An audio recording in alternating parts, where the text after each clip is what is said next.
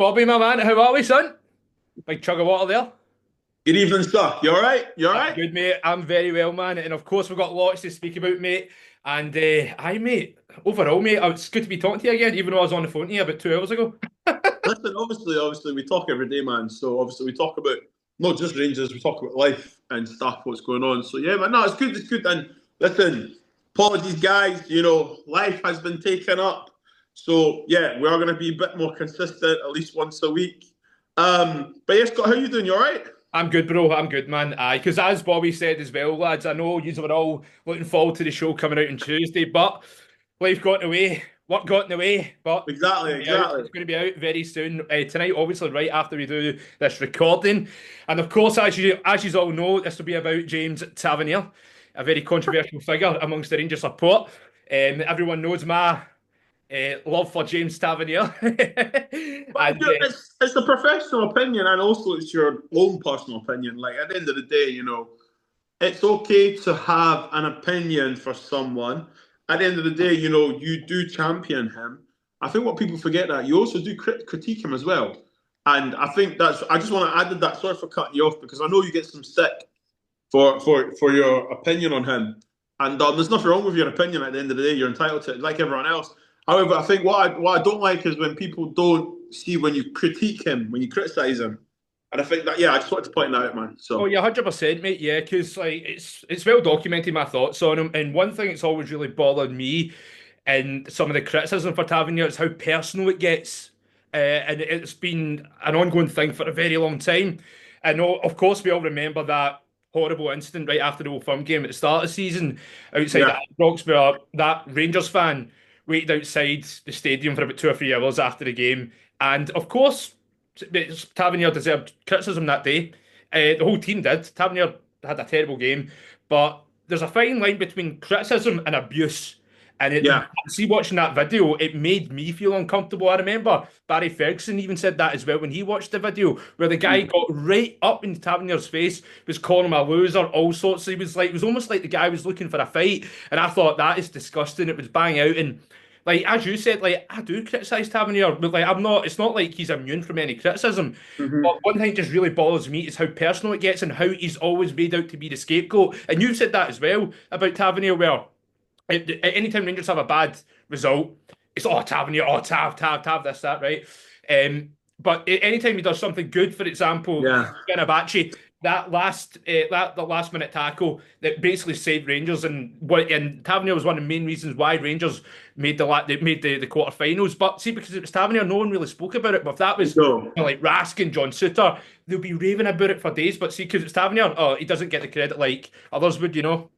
Unfortunately, listen, you're right, and you said Suter and Raskin. Yeah. I hate to say it, but their day will come as well. It's football, unfortunately, and being a Rangers fan and the Rangers fan base, I'm a bit older than you, Scott, so but you still grew up on success, and there's a certain expectation from I want to say the older generation. There's a mindset of winners, winners, winners, but football's changing, players are changing. Some people the old saying goes, they get it, but some people just see it as a job, And I think we need to remember that, Rangers, God forbid, when we die, Rangers will still be here. So, I just say to people, let's don't make it personal, man. Like, let's have banter and so on. I get supporting Rangers for some people is a way of life, and I respect that. I do, 100%. Let's just remember that, yes, criticise, but come on, don't go up to someone's face and and abuse them and call them losers and that. I mean, we all have an opinion and stuff, but they all have opinion, full stop. But there's ways to voice it.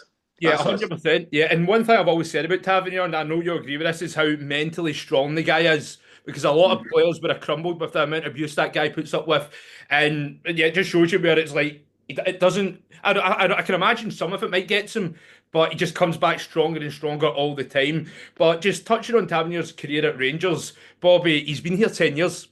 Yeah, Tavernier testimony signed for time. Rangers in 2015, right? He Uh-huh. signed for Rangers 2 months after I left high school. That's how long he's been here. Jesus. Yep. Okay. Yeah, it's Wow. it's a very long time. So when you look back at Tavernier's Rangers career, Bobby, like what's your thoughts on it? In the 10 years, Well, it's it's been a funny roller because coaster. I think that when you put it like that, I got married, I got divorced in that 10 years. So, yeah, he's been through a lot. Listen, Scott, I'll be honest with you, right? It's not easy. He didn't decide Rangers' fate. We need to remember that, okay? But he was one of the players that came, stayed, grew up with the club. You know, he went through the divisions. You know, he got better as a player.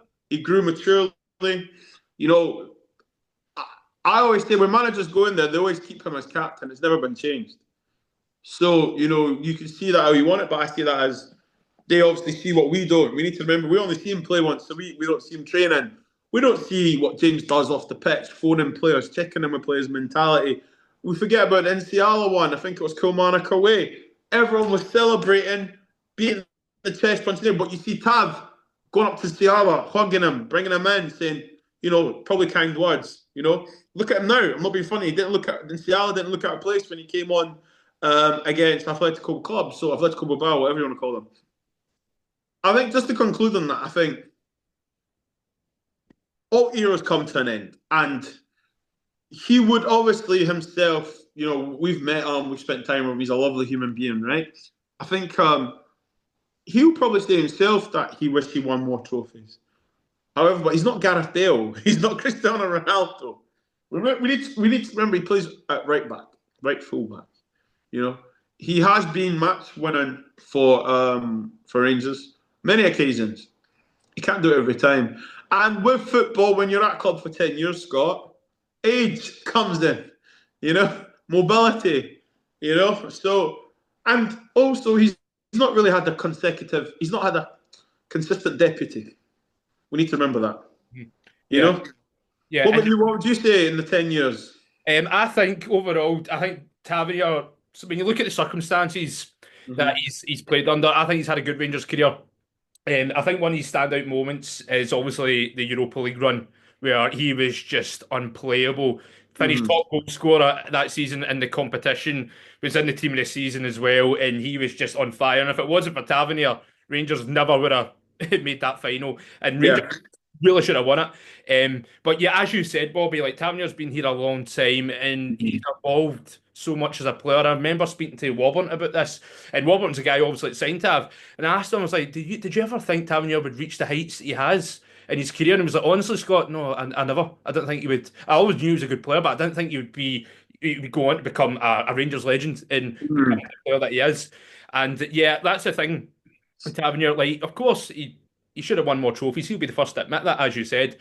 But he's the guy that he doesn't appoint the manager. He doesn't pick the players. He doesn't sign the players, right? No. But he's just been very unlucky throughout his whole Rangers career. He's had utter dross around him, and I've always said it. See, if you put Paddy Ferguson in some of the teams that Tavernier's Yeah. played in, he would have struggled.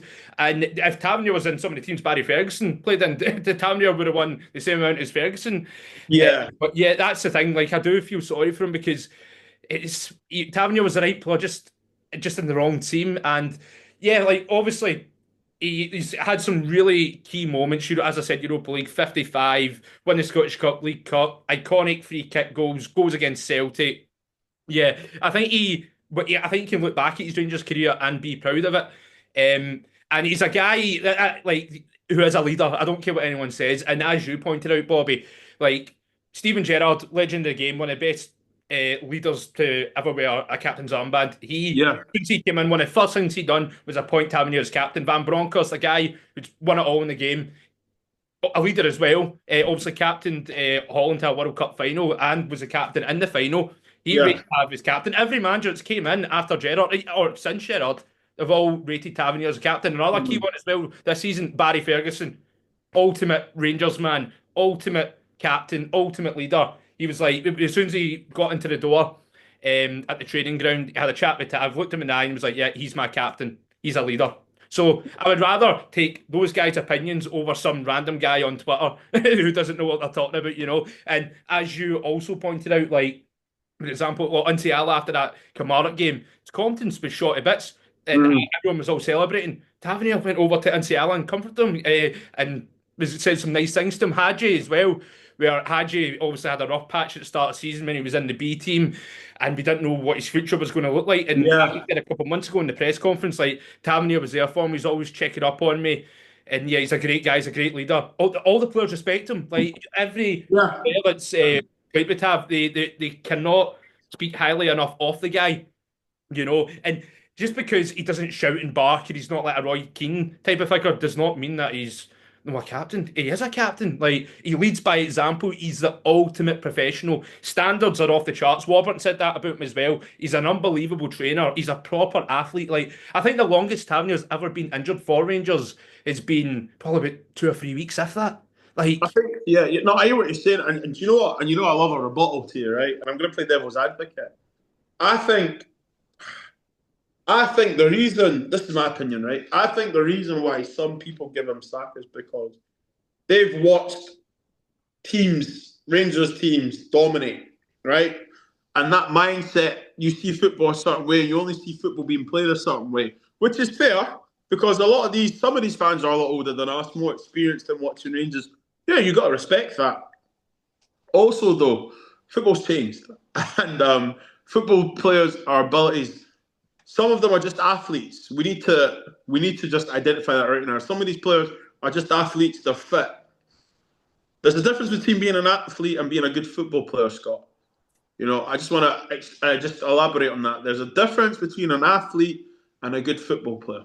Paul Marston was a great football player. He wasn't an athlete, right? Do you see where I'm going with this? So I think with Tab, listen, I said this on Open Goal. I said when we were going through the patch with Beale, I said sell him because he is the symbol of that team. Whether you see it as losers, winners, or whatever, he is the symbol, and he stands on. And I see what people are saying. And I've got to understand their opinion. Get rid of him, and then you start a new rebuild. However, I'm rebuttaling my own rebuttal here. Then the question is, who do you go to lead? And also, with all the, I've always said Raskin, right? But I'm going to say this. I've also been saying Nico Raskin, but like you said, all the managers there you've just named, leaders in their own right, they never give it to anyone else but him. yeah, exactly. So, Exactly. proof Yeah. in the pudding, as I say, right? Yeah. No, I exactly. I know contradict myself so much, don't I? yeah, like, but that's the thing as well about to have that I really respect is because no matter how many losses he takes or he has a bad game, he always bounces back. Like his mentality is second to none, and he's got a year left in his contract, right? And obviously, it's going to be his testimonial. Obviously, at the end of the season, he deserves that. Anyone that says otherwise don't have a Scooby what they're talking about. And there's other thing I just want to respond to as well about how, like, see, the Rangers fans that obviously grew up in the nine in a row era Yeah. kind of thing, right? I do get their point to a certain extent to a certain extent about getting, but how frustrated they are with how bad Rangers have been, right? I get that, right? But they just seem to ignore all the good that Tavernier's done for Rangers. Like he's the highest scoring British defender of all time, and people forget he's a right back, and the numbers he gets are not normal. Bobby, I honestly don't think we'll ever see a right back get these kind of numbers ever again. But they Oh, just seem no, we to won't. gloss all over that, and just they don't seem to appreciate that. And No. that's what I'm meaning. Where it's just they have this kind of real like vendetta against Tavernier where they think Mm. it's all his fault when it's not. It's like just think about all the times he's built out Rangers. One that comes to mind is obviously League Cup final last season where Rangers were really struggling. They were getting nowhere in the game. Tav's like, you know what, right? I'm bombing forward. Barisic cross ball in the box, boom, I'll get us out of jail and I'll win another cup. Yeah, and that's the thing where Tavernier's just bailed us out countless times, and as I Yeah. was saying as well about the Europa League run, and he was just unbelievable in that run. And if it wasn't for him, Rangers wouldn't have made that final. And another thing as well, right? This is one thing kind of grinds my gears is he's a penalty merchant, right? Bobby, you played football, right? You used to be a professional footballer. You know how difficult it is, right, to be that consistent in scoring penalties, right? Because the thing is, so like even though Tav has scored a lot of penalties and the majority of them are penalties, right? But it takes a real skill And you need to have a strong mentality to be that consistent in scoring the amount of penalties that James Tavernier has scored. Yeah, yeah, Yeah. And of so, course. and see Sorry, when Scott, Rangers, sorry, Scott, yeah. sorry, but see when Rangers reach a penalty shootout, who's the first one that steps up and sets the standard for it? James Tavernier, Europa League final, even though we didn't win it, stepped up, scored it. League Cup final against Celtic this season, even though Rangers didn't win it, he stepped up, scored, and then Tav always just gets let down by someone else. And other one as well this season, the big one, the most iconic result of this campaign, even though it's been a dud of a campaign against Fenerbahce. Tavernier steps up, pressure on him, yeah, that's what Yeah, that's yeah, that's what I was going about. How strong his mentality is, and yeah, it just goes back to what I said about just how he's had dross around him, where he must be so frustrated by it. But it's he's like, I should have won more, and I'm just getting let down by the excuse my language, but the crap around me. yeah. No, listen. I think to say what you said, right? I'm going to be honest with you, okay? And I'm going to say this really loud and clear. He's a right back, right? So some of the numbers that shouldn't be happening, okay? Respectfully, he's also a dead ball specialist. That's what they get called. So let's, a spade's a spade, right? I think the thing with Tav is that, see, being the captain of such an illustrious club, a farm, being captain of Rangers, you're scrutinised no matter what you do, right? So, defending, he'll get scrutinised. Scoring goals, he'll get scrutinised. If he misses a penalty, the Scottish Cup, probably a sad day for Rangers that day. He missed the penalty. Do you know what I mean? And I'm going to say this. It's heavy is the heart who wears the band. Okay. However, I'm going to say this. It's also a curse and a blessing to be Rangers captain. Okay, and that's how I will. That's my conclusion on his tenure at Rangers. It's a curse and a blessing because he was very knocking down bottles here. Sorry, mate. Basically, Tav was fortunate to win trophies, but it was very unfortunate to lose league campaigns as captain. Do you see what I'm saying? Yeah, So even if he scores these penalties in penalty shootouts, it doesn't matter because if Rangers don't win it, Tav still gets blamed for it. So that's the cost because he's the captain. But the blessing is he has won trophies as a captain. He has led Rangers to Europa League final. That's the blessing because it's like, right, when he does well, oh my God, we have Tav. And then when he doesn't, it's a curse. And I think that's how I'll conclude it, my friend, because, listen, Stevie Wonder and Ray Charles could tell you, he's been a great player. I think when anyone or any fan discusses about him, take away the personal opinion and personal emotions and talk on football and talk on facts. And listen, it's a good debate. It's a good debate. Like I said Selm before, and I still stand by that in the sense that he has to go on now. He won't go on, obviously, but like in my opinion, it's like rebuild. He can't play 50 games this season, next season. I don't think he'll have it in him. He's got to protect himself at the end of the day, right? So you're saying if it was up to you and just say Bobby Nwanzi's the next Rangers manager, you would sell Tavernier? I'd say to him, we're going in a different direction. You won't play as much, but I need you around the squad. And if you want to play full-time first-team football, look elsewhere. And listen, I might get scrutinised for that, but that's my opinion, Scott. This is me, though. This is just me, Everyone sees football in a different way. I think he's obviously not the player he was when he came, right? Because he's not mobile enough. We've seen the back post stuff, lack of concentration. Listen, we're not talking about the human being, we're talking about the football player. Okay? And I think that's where I feel people don't get it. They get it crossed. Tav is a lovely human being. Scott, I've seen him stay outside Ibrox for 2 hours after games, just signing autographs, taking pictures. He does get it. It's a lazy way of saying he does get it, but he's not stupid. Do you know what I mean? He's not dumb. He's not stupid. As I said to you, I think it's a curse and a blessing. I'd say to him, if it was me and I got some financial backing, I'd say to him, we're looking for legs. We're looking for athletes that can play football because that's what you want now. And football and the pace of the game are changing now. You have to be transitional. You have to be able to run up the pitch within 8 to 10 seconds with the ball, and then be able to run back without it. You know what I mean? So yeah. What would you say, Scott? So I think this is where people kind of get a bit confused in what I would do with Tav, right? I think a lot of people out there think that I want to start every single game next season. No, I don't, right? As you said earlier on, age does catch up with everybody. It's just life, right? But what I would do with Tavernier is I would like to see him stay for another season because for like one of the main reasons is because I don't. This might be a bit emotional for me here, but I don't want to see him end his Rangers career like this. He deserves better Okay. than that, right? But also as well, he's still an asset to this Rangers team. Mm. Because as we all know, he never gets injured.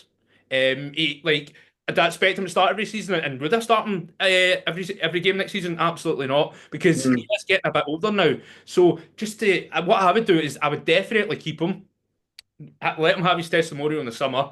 Mhm. Like obviously next season I do expect him to be a squad player because obviously the players respect him. I think a lot of them will be gone, but he's highly respected at the club. He's a Yeah. professional. He's a great trainer. He's a manager's dream, right? Every manager that's had him at the club love him. Can't speak high enough of Mhm. him. Mhm. I would definitely keep him for at least another season, and then after that, we'll see Mhm. what happens. We'll see what happens after that. But that's what I would do. I would keep Tavernier for another season, and I want him to get a proper good send off, like one that he deserves, and hopefully pick up maybe one or two more trophies. And that's what I would do with James Tavernier. But just one last question, Bobby, before we finish off: Is James Tavernier the greatest right back to ever play in Scottish football? Yeah, I've got video proof of you saying that yes. Can I get out this one, Bobby? What is the question? Forgive me. Is James Tavernier the greatest right back to ever play in Scottish football? I actually don't think there's an argument for our lifetime. If there is, I'd love to hear it. I'm sure Celtic fans will probably have a rebuttal and so on. But then, when you talk about the greatest person in Scotland in their position, Scott, I think you're looking at so many things, aren't you? You're looking at goals, trophies, assists, impact in the game. He does tick most of those boxes. And without any bias aside, in my lifetime, and I'm 35 years of age, um, I'm struggling to argue with that statement. But I'm not going to say what you want me to say. You know me, I never really answer a question. So Classic politician, mate. I just think that it's a good debate. And do you know what? I tell you this, I'd love to hear who's someone who thinks different and hear their opinion. Definitely. So I'm not going to ask you because I already know what your answer is. Of course, mate. I And guys, people that watch this in the comment, is Scott right? Is he the best ever right back to play in Scotland? For the older generation, who would you combat this discussion with? What player did you see live and over a period of time play at right back in Scotland for any team? Please let us know. Tag us on Twitter, tag us on Instagram, and yeah, let us know. That's it. But aye, Bobby, it's been an absolute pleasure, my man, and I'll get this uploaded, and I can't wait to see the feedback. And I know a lot of Celtic fans will be all over it because it's seen Listen, me obsessed with me, obsessed with you and I over on X, so it should be interesting. But pleasure as always, my man. listen, as always, and just a quick thing on that. We don't care, honest to Love God. it. We love it. Keep it Yeah, going, lads. Keep it going. yeah, like the algorithm. It's we must be doing something all right if you keep typing our names on X. So yeah, Scott, always a pleasure, my man. Pleasure, brother. See you.